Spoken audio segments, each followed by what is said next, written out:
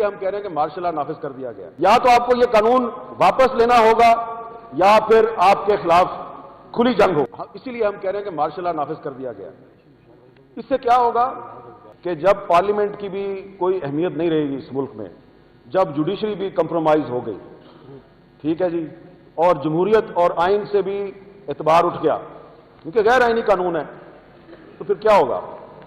پھر یہ ہوگا کہ وہ لوگ جو آئین کو نہیں مانتے، جو جمہوریت پہ یقین نہیں رکھتے، جن کو آپ کہتے ہیں جی انتہا پسند یا ملیٹنٹ، تو اس قانون نے ان کے ہاتھ مضبوط کیے اور اس قانون سے پاکستان میں نفرتیں بڑھیں گی، اس قانون سے پاکستان میں انتہا پسندی بڑھے گی، جمہوریت اور آئین سے لوگوں کا اعتماد اٹھے گا، اور جس معاشرے میں جمہوریت اور آئین سے عام آدمی کا اعتماد اٹھ جاتا ہے تو آپ اس معاشرے کو خانہ جنگی کی طرف دھکیل دیتے ہیں.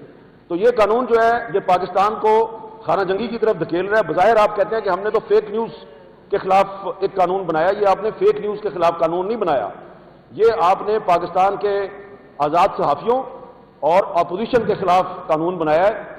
آپ کا ٹارگٹ اپوزیشن کی ایک پارٹی یا دو تین پارٹیاں ہو سکتی ہیں، لیکن اس چکر میں آپ نے پورے پاکستان کو ٹارگٹ بنا لیا.